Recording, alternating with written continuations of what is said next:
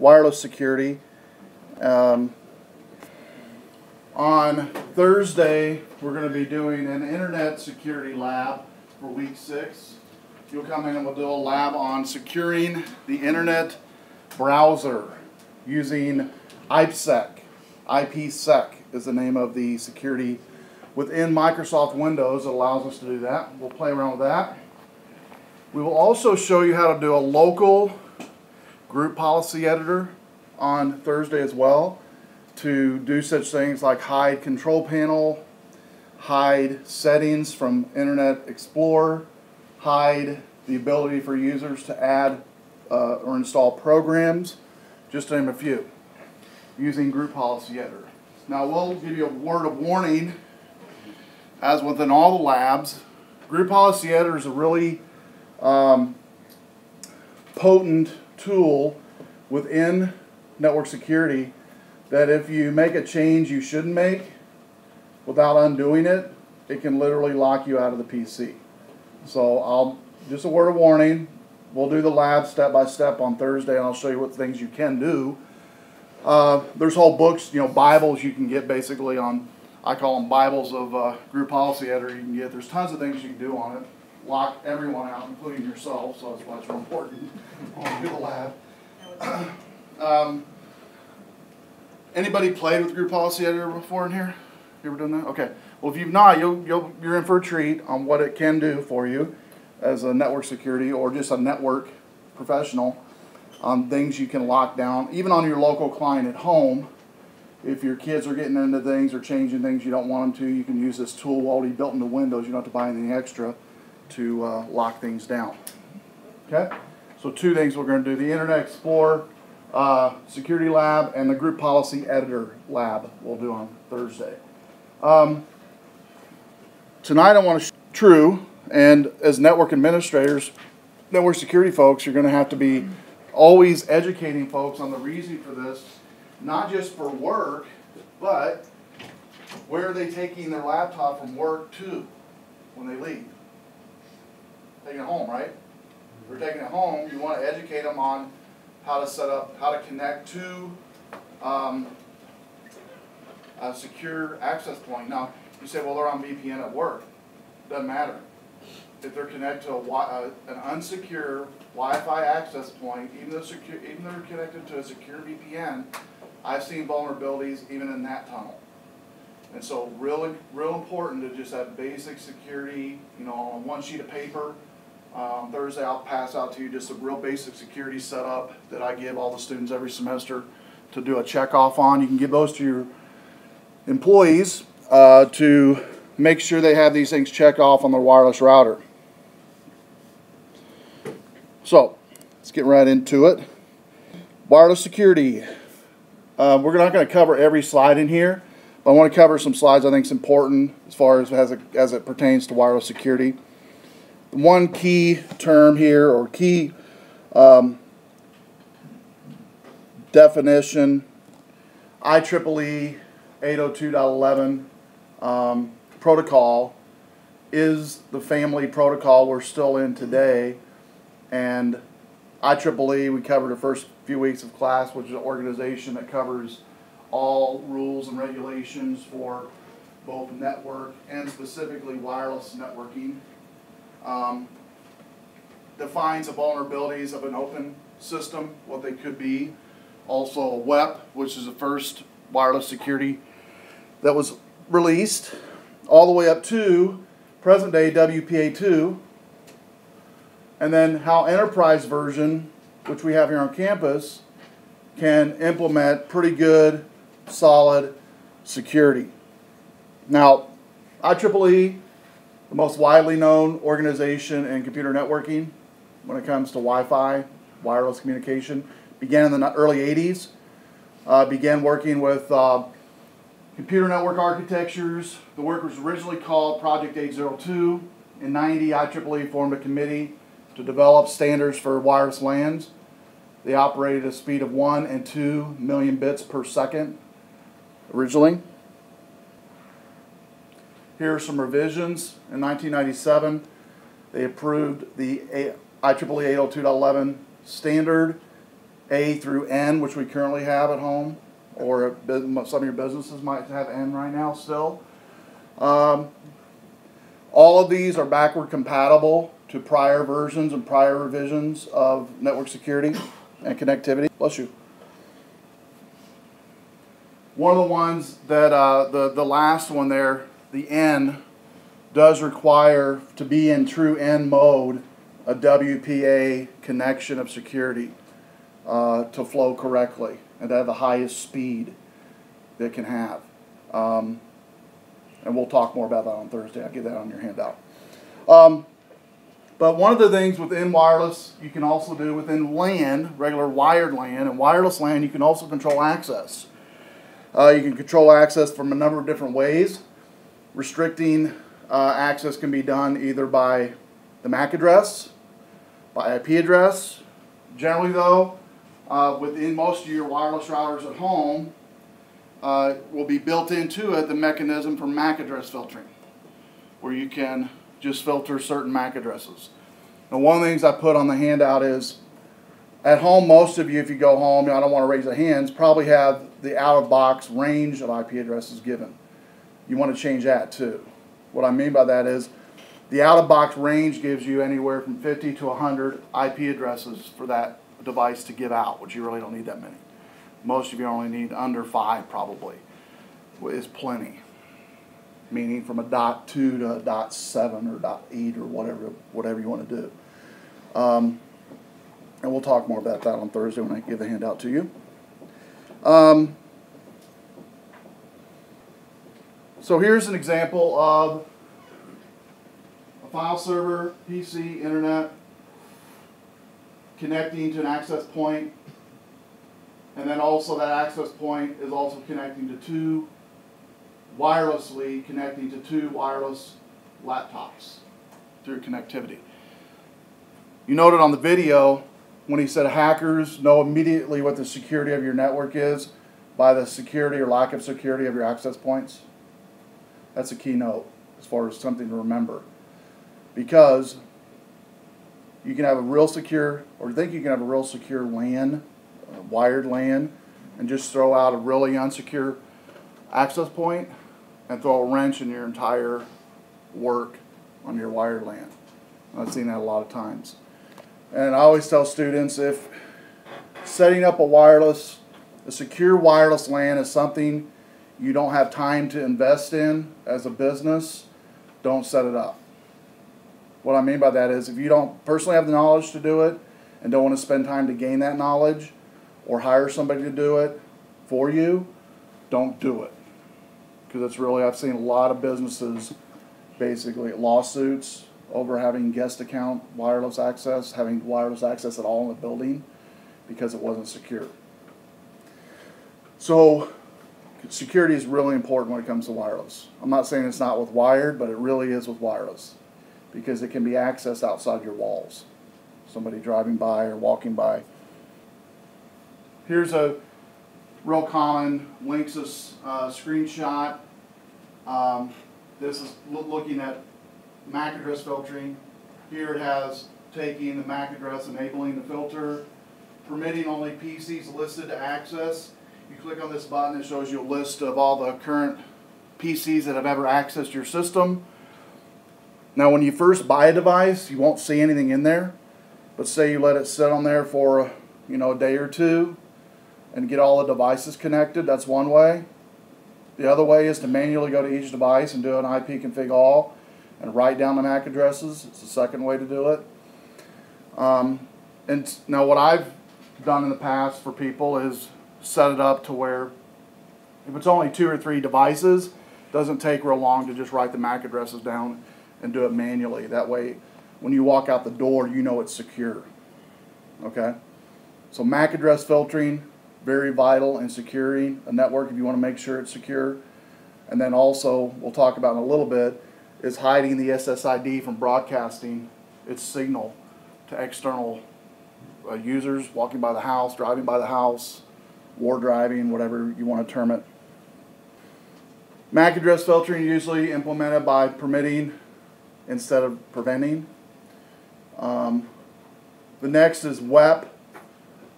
wired equivalent privacy, designed to ensure only authorized parties can view the wireless information. It does use encryption.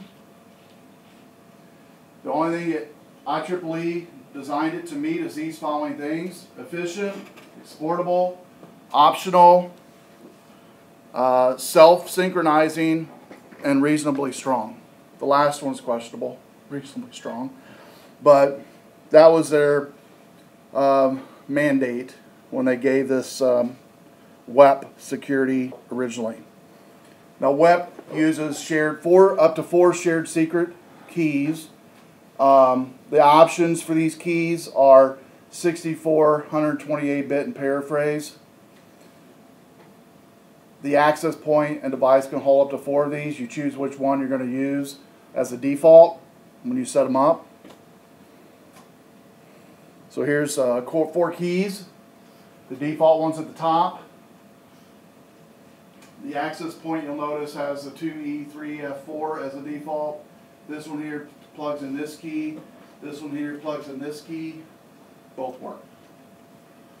Okay, so you can have up to 4 shared WPA keys on a WPA secure system. And I tell students, you know, this is not as secure as what we currently have today in WPA, WPA2, but it's definitely better than no security. Okay, I'm not saying it's not secure at all, because it is better than no security. So here's what happens on WPA encryption. You've got step 1, the text. It's now does a CRC conversion into a packet on the right. Text is encapsulated with an encryption packet. And then step 2, it has a initialization vector, which is an algorithm, plus a secret key, develops the key stream, and then it has an XOR math done to that, and then kicks out finally the ciphertext. This is a part here that's fairly easily hacked, the ciphertext, and we'll talk about, well, I'll just tell you why. The 4 keys are static keys within the WPA device. They're hard-coded in, they don't change. Those 4 keys do not change. You know the device, the program we use where Wireshark, where it sees the traffic going across the network, right? Over a period of time, you can actually connect to a WPA secure network, and if you know what to look for, you can capture one of those 4 keys probably under 5 minutes. Easy. I've seen it most times under a minute captured. One of those 4, if they have 4 keys in there. Actually, it takes longer if they only have 1 key. But if they have all 4, it takes a short amount of time to do it. And so it's traveling across the network, and because it's only 4 keys over and over and over and over again, even though they're encrypted and ciphered, can be easily hacked into. Actually, free tools to download to hack WPA keys. Device authentication is the next one. On this, the wireless LANs cannot limit access to wireless signals by walls or doors. Types of authentication then, but supported, they have what's called open system and shared key. Now there are ways with antennas that you can, and the strength meter within a wireless access point, that you can limit the strength of a signal that can somewhat limit how far it goes, okay? But what they're saying here is you can't just say, okay, we're going to block from the east-west coordination of a signal. You can't do that. But you can block the strength of a signal. The MTUs is what's called. So here we have an open system. Do what? Slow it down, Will it slow down? No. No. It's just the strength of it gets weakened. Kind of like a cell tower or you know, any type of wave device. It just weakens it. As long as you're above the noise floor, you're fine. Do what? Yeah, exactly. Yep. Now, here's what on an open system authentication, what happens is a laptop sends an associated frame. It says, I need to connect to some SSID. It's Bill here. It says number 2 here, the access point responds with a response frame. It says you are connected. Now they're connected to that access point. That's an open system. Here on the shared key system, a little bit more difficult, but it works and a little bit more secure. Shared key, laptop does send an authentication frame. Then the access point kicks back to them a test challenge, or sends a test challenge text. Then third thing it does is a laptop encrypts that challenge text with a shared key and then returns it back to the router. Then the router comes in and matches it against its shared key with the encrypted text, and if it doesn't match, it does not get authenticated. If it does, it gets authenticated. Now, there's one of the labs we do here in a bit on email encryption, which we go over more in detail on what keys are and how they are used to encrypt data. But just know what it does is it uses a key on both ends to determine the access point gives some type of text challenge, applies that key. If it doesn't get the same key back with that encryption, then it doesn't match. Now there are, by the way, hard-coded or hardware devices that also can be actually added to this mix, that have a key built into the hardware device that does a random key generation all the time as it's connecting, that access points use as well. Okay, businesses use these a lot because they might be changing laptops out a lot, and so if the only way to connect to their secure network is to give you a hardware device. The hardware device has the built-in secure keys in them that are randomly generated. If your device doesn't have that, you won't connect to the wireless network, even though you know the password to get in. A little easier to use. Yeah? Does the signal of the AP device put that off, the random number? Not the signal. The signal does not do it. It's the actual security within the device that does it. There's a mechanism within the device that does it. That's what actually kicks off the signal. To the hardware device. To the hardware device. I was always wondering about it. Yep. Yep, and it's just a small client that's installed. Cisco has a number of them out. Now, the primary vulnerability in open systems and web systems, MAC address systems, are all in open areas.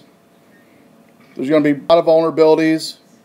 One is the open system is considered weak because authentication is based on only one factor. Just has to match its SSID. That's all it has to match. The easiest way to discover an SSID is actually do nothing, because the beaconing process on your laptop will automatically recognize an SSID if it's beaconing. And in fact, it recognizes the strongest one first. If you have ever seen them move around on your laptop from top to bottom, bottom to top, it's sorting them and connecting to them by strength is how it's doing it. Now it does remember the ones you've connected to, but if that one you've connected to is weaker than a new one and you don't log in fast enough to the one you normally connect to, it's going to try the stronger one. And that's what I think I talked to you about last week, and it's great work on this week on wireless. Man-in-the-middle attack's real crucial here, because if your access point's within feet of the victim and the access point they're connecting to, that they usually connect to is maybe within yards of them, if they don't connect initially to the yards access point, that feet access point is going to be the one they're going to connect to by default, originally. You know, all the time, every time. And if the name of it's close enough to the ones that's yards away, they're not even going to notice it. Because you can put up a login screen that accepts literally any password. That's how they get around it. The screen can look exactly like the authenticated real access point, the authentication screen, but it will accept any password that the user enters in to let them in, to make them think that it's a secure network they're connecting to. So the video mentioned about public Wi-Fi networks. That's why it's also, even for you and I, to be real watchful of the syntax of the SSID that we're connecting to. Even though it might look secure and everything looks great and kosher and wonderful, if it's off by one character, or I've even seen it be off by a space, believe it or not, a space. So you have ATT originally connected to on a Wi-Fi hotspot that's secure. The rogue one is AT space T. And you don't see that the space has an underscore, because SSIDs have to be all one character, all one word. So it'll be this type of thing. Underscore versus this. Well, when you're connecting to the SSID, a lot of users don't even see this underscore here. They don't even see it when they're connecting to it. Okay. This one pops up, and they go, well, AT&T, connect to it. Log in. Now they've got access. The attack machine has access. Passive scanning. This one is most passive, most common. The laptop listens for beaconing frame, or in this case, the access point listens for beaconing frame as well. For degree of protection, some wireless security sources encourage users to configure their access points to prevent the beaconing from including the SSID, but instead require the user to enter the SSID manually, which you can do in some areas. Just a word of warning on this one.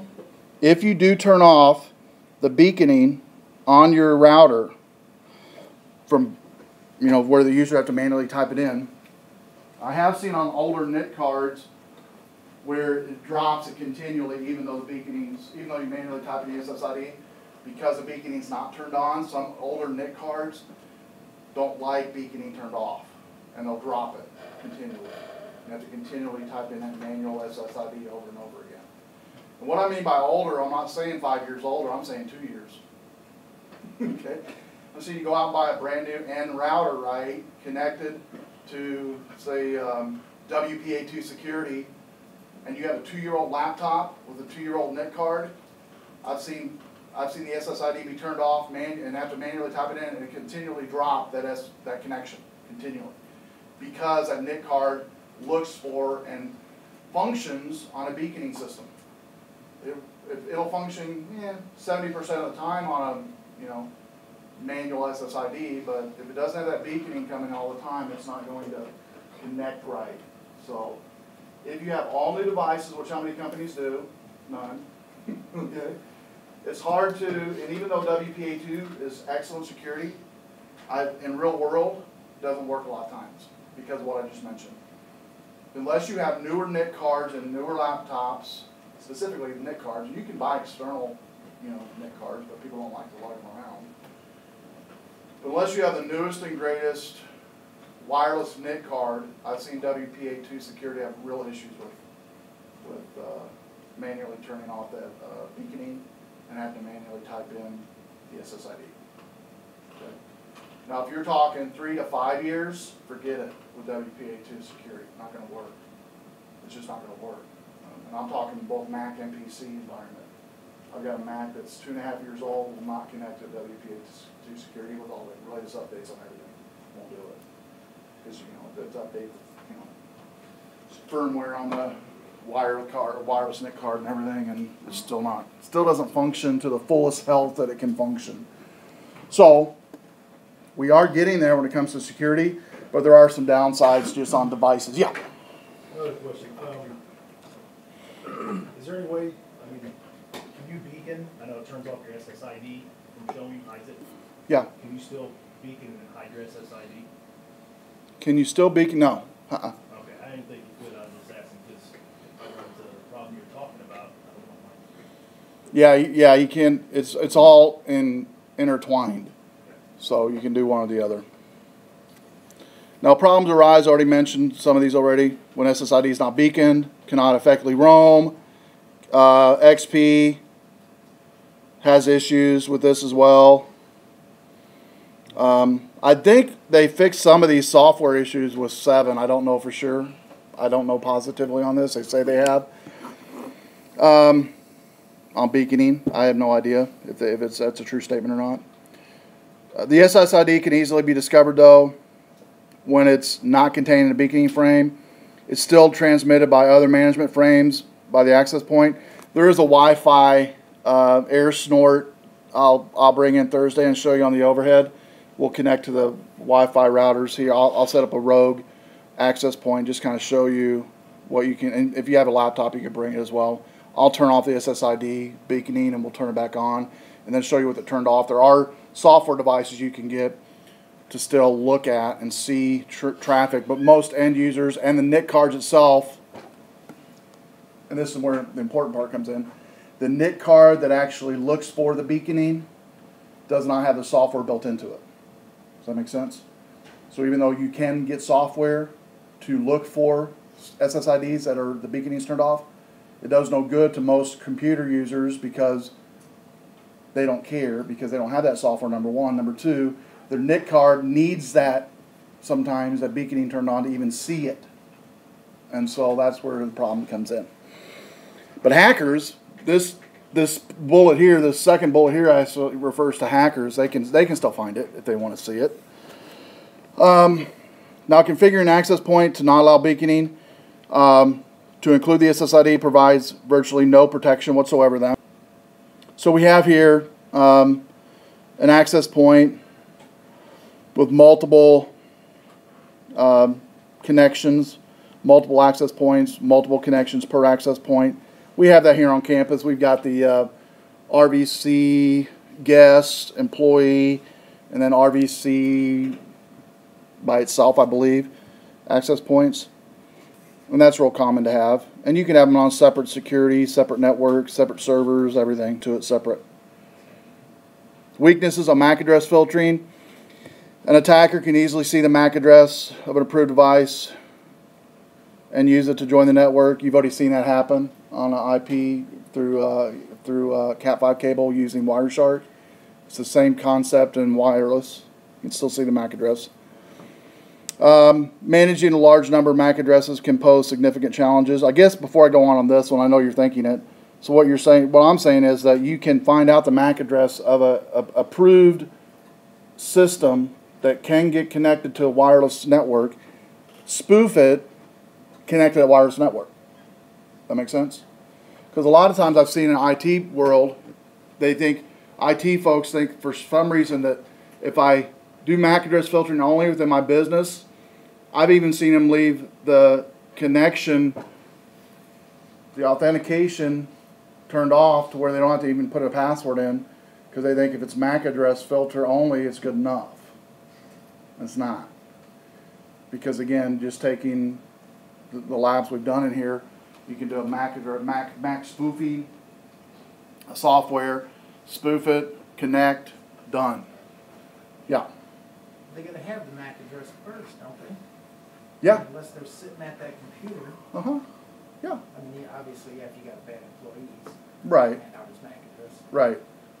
Yeah, exactly. I mean, it's secure, but not. Right, exactly. The MAC addresses a lot of times from the frames through Wireshark. Yeah, exactly. Good point. Yeah, you can get through Wireshark. And I've even some campuses, have the students that do this MAC address filtering. We've never done it here on campus for students because it'd be a nightmare. Number one. Number two, it doesn't help security at all. But some campuses have done this. They tell students to bring their laptops to the IT department to capture things like MAC address. Well, the hacking students are just laughing their butts off because they already know immediately what they're doing. Oh, this is going to be easy breezy. Because they already know, it doesn't take too much logic to figure out, oh, they're doing MAC address filtering. What that means in most IT realms is we're not doing any type of filtering besides that. Okay? Hackers know that if we're doing MAC address filtering, they think that's going to be the big security thing that's going to keep them out, and it's not. Yeah. A lot of times, it used to be this way with cable modems. You would plug in your new router, and it would ask you, is this the computer that was plugged into the modem previously? Yeah, you're right. And then just clone the MAC address. Yep. And that was built right into your router. Yeah, you're right.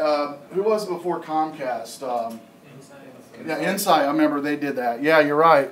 Because I had to move it from one.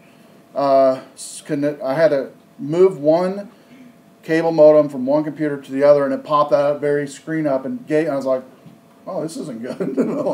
You know, it gave me all my information. My whole computer popped up on a screen.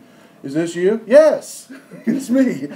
Okay, but it could have been anybody. So yeah, it's kind of scary. But again, all these things that they're talking about here sounds good on the front end, but on the back end, it really doesn't help with security. All MAC address filtering really doesn't. Next, WEP. We've already talked about that a little bit. I'm going to kind of skip that. Just know WEP is very weak in encryption and easily hacked. Yes?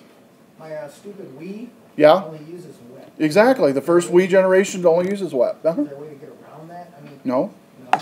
You can't get a... Buy a newer. Well, that's what I'm saying, but you can't buy the USB. Good one. You might be able to. I've never heard of I that. don't know. That's what I was asking. Might be able to. Anybody know? I don't know. Anybody else know? Then not compatible? Not the Wi-Fi, no. Yeah, because it would have to be compatible to that connection. So yeah, they just want you to buy a new device. Right. Exactly. Either that, or you can there's wireless access points or wireless bridges that you could just plug it in wired. Oh yeah, yeah. And then the wireless bridge is the wireless device that connects to the router, and you can use WPA2 then. Yeah, you could do that, and then also too, you could also. My son, what he did was just a direct line, Ethernet line. You know, do that. If your access point's in the room or close to it. That's usually better for gaming anyway. Yeah, you get faster speeds through that than Wi-Fi. Yeah.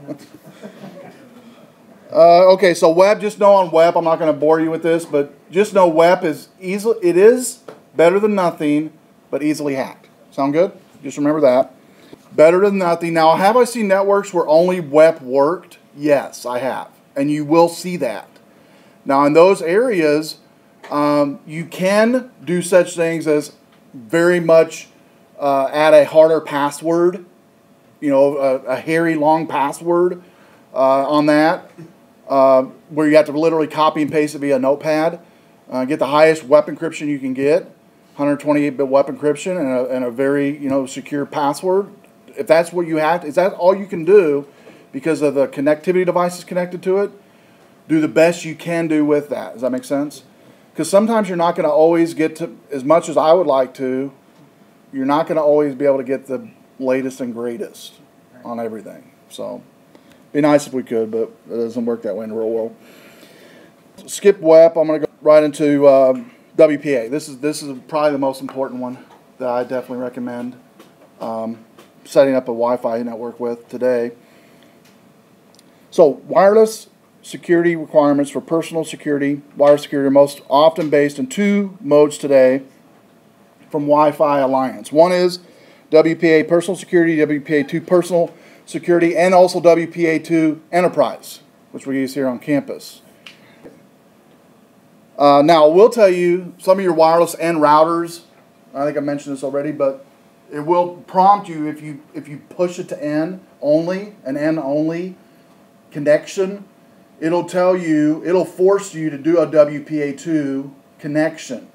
It won't take anything below. You can't do a true N in a WEP connection. Not going to work. Okay, as far as speed goes, it's just built on WPA and WPA2 security. So these guys, this Wireless Ethernet Compatibility Alliance, WECA, consortium of wireless equipment manufacturers and software providers, formed this wireless network technology. Their goals were to encourage wireless manufacturers to use IEEE technologies and to promote and market these technologies. And let me stop there. Why do you think manufacturers were not using and are not using wireless networks? In your mind, just from what you know so far, in your knowledge, what do you think? Why do you think manufacturers have shied away from wireless networks and businesses? Too easy to be insecure. Yeah, too easy to be, insecure and hacked into. Anybody else? Maybe you work at a place where your boss shot it down, or your network person shot it down, and maybe you heard why. Did they tell you, or did you have any insight on that? Why they shot it down?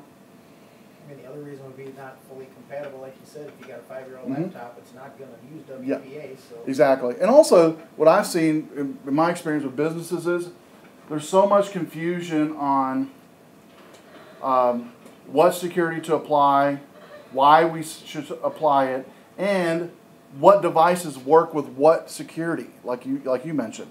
And so because of that, they're already thinking dollar signs when they think that. Because what they're thinking is, you know, we're going to have to buy newer devices, we're going to have to buy not just new access points, but newer devices, training.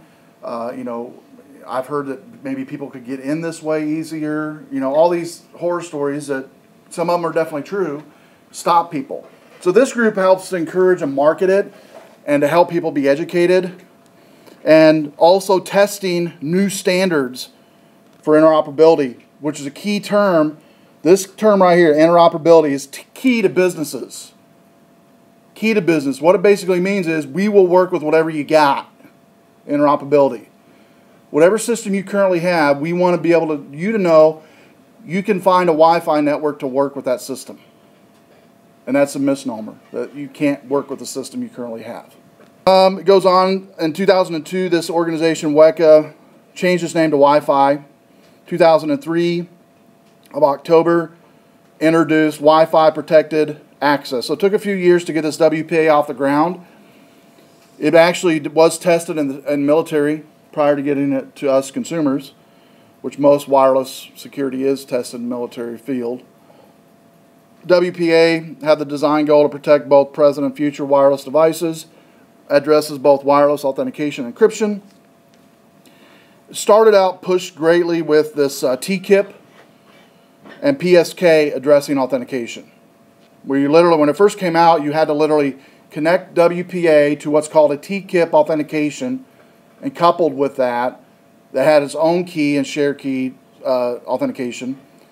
Since then, it kind of evolved to where it's fairly easy now out of the box to set up. You don't have to go through all the, we had to go through 15 steps. The first time I saw WPA security with TKIP, 35 steps to connect a Wi-Fi access point. And that was developing the step-by-step for faculty. So you can imagine that. When they saw the 35 steps, when you got to the second page, about middle way, it just closed out the internet. Just closed out Word. They didn't go any further. Okay? Now it's not so hard to do. Okay? They've made it literally almost as quick and easy to set up as WEP. I mean, it's pretty easy now to set up out of the box. Got a lot to do with that. The word pre-shared key, PSK, basically is just a passphrase to generate an encryption key. When using PSK, a key must be created and entered both in the access point and all wireless devices prior to the devices communicating with the access point. The PSK is not used for encryption. Instead, it serves as a starting point or a seed value for generating that encryption keys. WPA replaces WEP with encryption technology, this TKIP. Okay? TKIP has several advantages over WEP. It uses a longer 128-bit encryption key. It's known as a per packet key. It's generated each time a packet sent. When coupled with other technologies, TKIP provides an even greater level of security. WPA also replaces CRC function with WEP, the message integrity, making sure what message you sent gets there and comes to its intended target. This is actually designed to prevent an attacker from capturing, altering, and resending data packets. That's what the design of this is actually for. WPA2, introduced in 2004, second generation, still uses PSK, still uses TKIP, but it's encapsulated now into PSK. TKIP is. So TKIP terminology you don't actually hear much. PSK authentication intended for personal and small offices who do not have advanced server capabilities. PSK keys are automatically changed and authenticated between devices after a period of time. PSK key management weaknesses. The distribution and sharing of PSK keys performed manually without any technology protections. PSK only uses a single key. Changing the PSK requires reconfiguring the key on every device on all access points. In order to allow a guest user to have access to a PSK LAN, wireless LAN, the key must be given to that guest, which is not a good thing. A second area of PSK vulnerability is the use of passphrase. PSK is just a 64-bit hexadecimal number. Most common way which this number is generated is by entering a passphrase. And a lot of businesses, when this first came out, were using their phone number. And hackers found that out pretty quick. So if you know the key seed, it's easy to decrypt, not easy, but easier to go through the process. The passphrase consists of letters, digits, punctuations. It's between 8 and 63 characters in length. PSK passphrases of fewer than 20 characters can be subject to a specific type of attack and broken. The one I just mentioned with the hackers using the phone number. AES and CCMP encryption under this WPA2 Personal Security accomplished a new encryption, which is called AES CCMP, which is it's based on a counter mode MAC algorithm. It uses an advanced algorithm, and basically on this one, it provides data integrity and authentication. The highest out of all the ones we've talked about so far right now is this, so far, WPA Personal Security. Uses this new AES CCMP, and it's very high security level. Now Enterprise, that's what we use here on campus. Enterprise wireless security divided into those that follow the IEEE 802.11i, and those that follow the WPA and WPA2 model. So here's the deal with what they focused on. It addresses two weaknesses. Encryption authentication, which some of the shared key stuff was weak in the personal version of WPA and WPA2. Encryption is accomplished by replacing WEP's original algorithm with a much stronger algorithm. It's a stronger cipher that performs 3 steps on every data block of plain text. So instead of just blocking a whole block of data, or whole string of data, it encrypts each block, each 8-bit block. Then, authentication and key management is accomplished from this encryption new algorithm standard. So here's what happens. Again, the device asks to join, step 1. Step 2, the access point device is asked to verify the identity. Step 3, the device sends identity to authentication server. Step 4, the authentication server verifies identity. Step 5, the device can join it. This is with the new Enterprise. So, and what's cool about the Enterprise version is, once you authenticate the first time, you no longer, it remembers your device. It remembers everything about it. And it encapsulates that data of memory, of cache memory on the access point. And from that point on, you don't type in that password again. And if you think about it, that's good, because what, like you mentioned on the video, what could hackers have on your system? A keylogger. Now, I'm not saying they do, but they could. So the least amount of times you have users actually entering in any password is good. That's a good thing. And what it's using is your MAC address, your IP address, and some other anomalies built into the algorithm that's not made public, that it captures as well, that it uses to create those keys to keep. That way when you connect again to that SSID, it remembers you, and all it does is you have to do an authentication continue button, and after that you're connected. It's pretty cool once you connect it the first time. So it's pretty easy for end users too. And it's called key caching, that's what it is. It stores information from a device on the network. So if a user roams away, like I do when I leave here on campus, come back tomorrow, I don't need to re-enter all their credentials again. It remembers me by doing a caching on the access point itself. Keyword, I guess, is access point caching. It doesn't do it on my device, it does on the access point. If it did on the device, it could maybe be hacked and that file or something taken and put to another device. It's actually done on the actual access point. Pre-authentication, this allows the device to become authenticated to an access point before moving into the range of the access point. This is done as well. So as soon as I'm walking into the building, my phone, my iPad automatically sees RVC. I'm already pre-authenticated. As soon as I open my device up to my browser, at the most, sometimes I have to hit continue that I want to connect to my email, but that has nothing to do with the connection to the access point. It's just my email says, hey, do you want to authenticate to your email to log in? It has nothing to do with the access point.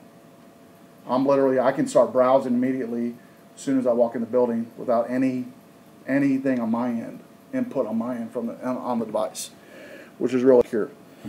WPA security model designed for medium to large size. I would say it's really not that hard to implement. On the front end, it is a little bit more difficult than WPA Personal. I'd say a few more days of implementation. Once it's implemented on a server and then pushed out to an access point that's going to be connected to that server, that's about it. It's pretty straightforward because it connects to your Windows authentication, and you can use all the rules you have there. So if you are connected to, say, Group Policy Editor and Active Directory, it connects to Active Directory immediately. These plugins for Enterprise do. So once you connect the device up, you set it up, you point it to your Active Directory. All the users within your Active Directory, if they have a wireless device that's able to connect to WPA2 Enterprise, all they're prompted with is a username password just like they are on a computer as soon as they connect to it. So there's no further steps. The 35 steps are gone now. You just get a little screen that says username password. You type it in one time. That's it. Done. The only time I've been had to re-authenticate is when I had to reinstall operating system or something. No, that's a no-brainer, right? So it must be something that it uses. Something, I don't know what it is. I've not found that out yet. And it's probably a good thing it's not public. But it's something besides MAC IP address. It's some other caching it uses on the access point side to determine that. I think it's also kind of like, anybody familiar with cookies in web technology on the internet? The cookies, the word cookies. You know, like you can go to a web page and it remembers that you went to that page because of a cookie. It's the same concept. So I'm guessing if I was away from it, they do have a time life or shelf life of X amount of days or hours you can set it at, to where it expires, you come back, then you might have to re-authenticate. So something like that. But still, definitely better than anything we've had thus far. It provides port-based authentication, does not perform any encryption on this authentication for the IEEE LAN. And then TKIP on this one is an improvement of WEP. It's designed to fit in the existing WEP procedure. I'm going to circle where the security main difference is in this enterprise for you. Actually, it's going to be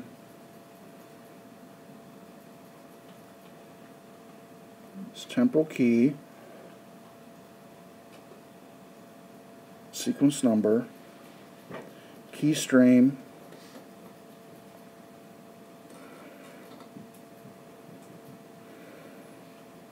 these four circles are basically where, and the main one, if I was to highlight one of them, would be the step 3.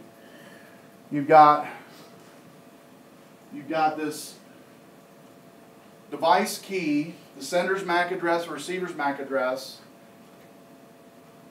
the key stream, the sequence number, and the temporal key all cached into a file and saved somehow on that access point for a certain amount of time. If any one of those 4 variables change, you have to re-authenticate.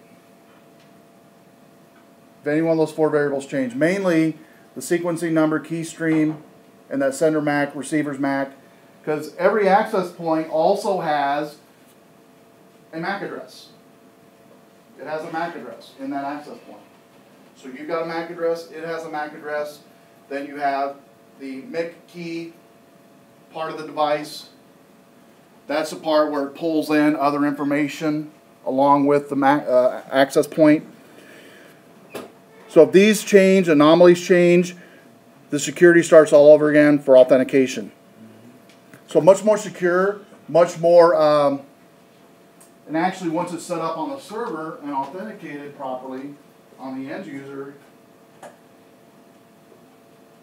I've heard really good feedback from faculty, staff, and even students that went to enterprise version, because once you connect them from the user's perspective, you're just prompted with the username and password one time. Unless you make some change on your computer, whether, like I did, you know, reinstalling the OS, being away for a while, you generally are not prompted as often, literally every time, on other security, even WEP. WEP, you're prompted every time to enter that WEP key in some instances. Here, not so much. Make sense? You can also then, to make it more secure, on that caching mechanism, you can actually dumb down the time frame to where, say, maybe by default, I think it's set at like 48 hours or something, cache. You can dumb it down to hours, to where if they don't reconnect within hours of that disconnect, they have to re-authenticate again. But again, all of that username, password information is encrypted as it goes through your laptop to the access point. Okay? So, I want to